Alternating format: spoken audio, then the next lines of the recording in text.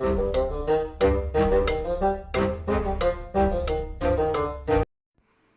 and welcome to the Creaky Cutis. I'm the Monk, and today we are doing a first impressions video for Capes. Now, Capes is superheroes meets XCOM. It is a turn-based strategy game, and it's been developed by Spitfire Interactive. It will set you back around £35, depending on which platform you're buying it on. And it's available on the PlayStation 4, 5, Xbox One, Xbox Series, and Switch and Steam, so pretty much anywhere that you want to play. Now, like I said, this is a first impressions and gameplay video. This is going to be unedited gameplay, just so you can get a real feel for what this game actually is about and what you can expect if you put your hand in your pocket and buy it.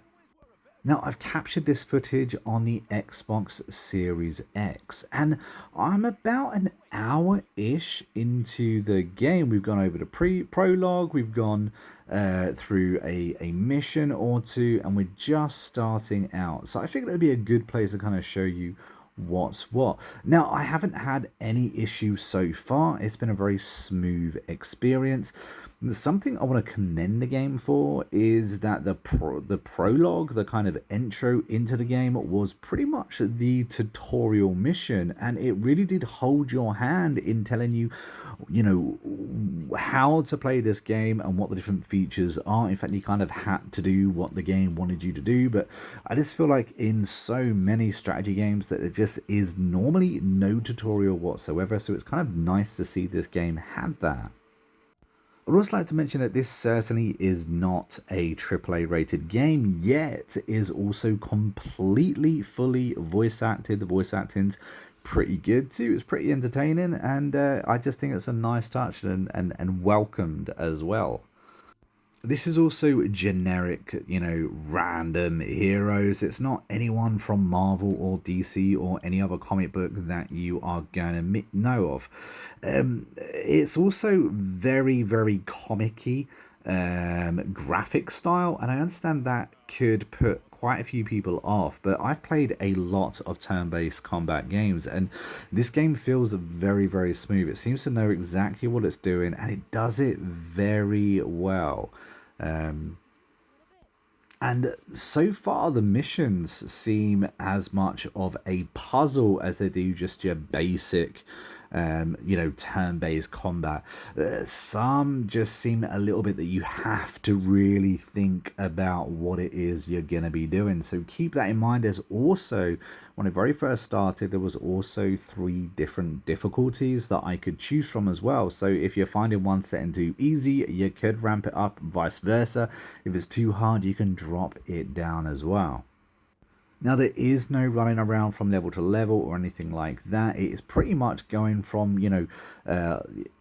battle to battle. Now, you do get a hub of sorts where you can cycle through your dossier, cycle through the troops that you've got. There's also a leveling system, which I know a lot of people like in these types of games, so I'm excited about that. And you can choose how to level up your different heroes too, which again I think's pretty good. It does seem off the bat a little bit grindy because you're going to have to unlock these points in order to unlock the different abilities on each character, but it does seem like there's plenty of content there, which is pretty good. We're going to have to see just how much content is, a little bit deeper into the game, but it does seem a little bit flushed out, which is pretty cool. I do wish there was a little bit more available to you in the hub, however. Combat wise though, it's pretty simple. You have a movement, you have a blue movement in which you can move your troops as many times as you've got points to do so, and then you've got actions. You normally have 2 action points, and you've got a variety of different abilities that you can use as well. Now, once or twice, especially with a couple of the characters, I've kind of wished that they have more than just one attack. And of course, you can't spam set that one attack, because once you use an ability, you can't use that ability again until your next turn. That has been slightly frustrating so far. But I guess it's all part of the game and trying to figure out, in which order you should be doing things in. Um, I have been enjoying the gameplay though. I've been enjoying the voice acting. I've been enjoying the little, uh, you know, quips between the different superheroes. So that's kind of cool, and I'm excited to see just how many different supes that I can recruit to. And as you just see, I am about to use my ultimate. Now, every single superhero, every single cape has their own special ultimate move, and they have different ways for it to charge up as well. So that just adds an extra ability, an extra thing that we can do. Um, like I say, so far I'm actually really digging the art style. I think it all gels very, very well. I did think that it was a little bit cartoony when I very first started, but the more I play, the more this game kind of grows on me too. So I think it could be one that I put a lot of time in.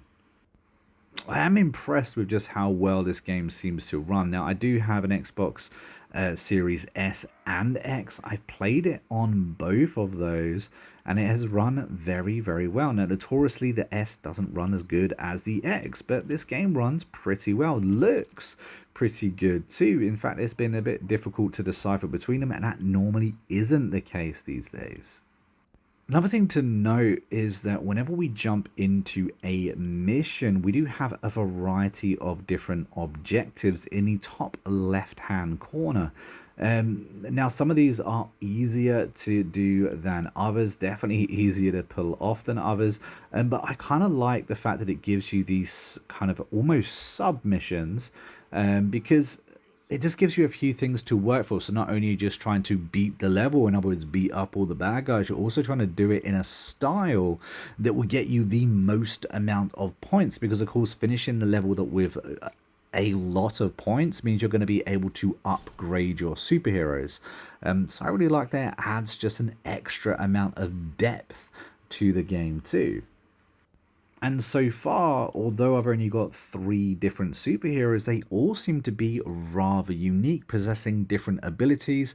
And also, there is a team up feature, which means certain capes have certain different abilities if they're with another suit, which is kind of cool. So you got really cool, unique team up abilities, as well as, say, for instance, Rebound has a backstab ability.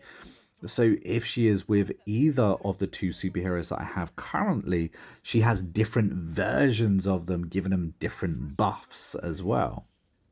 And of course, each of the team ups is stronger than just a generic version. Again, it's just a small feature, but it's something that I quite like. Like, so far, no mission seems to be pretty straightforward. You kind of think that, hey, you're playing as a superhero, I'm going to be overpowered as, the next King Kong, but that doesn't seem to be the case at all. You really have to work for these missions, which again is something that I have been enjoying so far. I enjoy the challenge that it has created. Um, and I'm looking forward to seeing where this game goes. And again, I think the £35 for what I've even played so far seems to be very, very warranted. I think they could have even probably charged a little bit more considering the other games that have come out so far this year. Now, my understanding is that we can actually have teams of up to four superheroes. Obviously, I'm not deep enough in the game just yet to be able to do that. But I think a team of four offers um, a big enough range for you to be able to kind of bring in the team that you want. Also, I'm on the understanding that each superhero has particular missions or objectives that they would like to be completed. If you do so, you earn additional skill points, and you're actually able to unlock optional missions that give a deeper insight into each hero.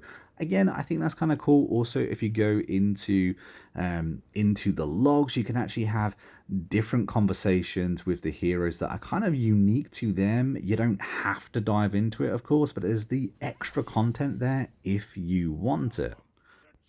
all in all, so far, I've been very impressed with Capes. And if you do end up picking it up, I'd be very interested to know just how you've found your experience in the game so far. Like I said, I will be releasing a full review with this game on release too, so keep a lookout for that. And of course, if you enjoyed this video, don't forget to hit that like button and subscribe to the channel, that way you don't miss out on more videos just like this. But until next time, guys, I've been Monk, we've been Incredibly Curious, and I will see you in the next video real soon. Until then, take it easy and happy gaming.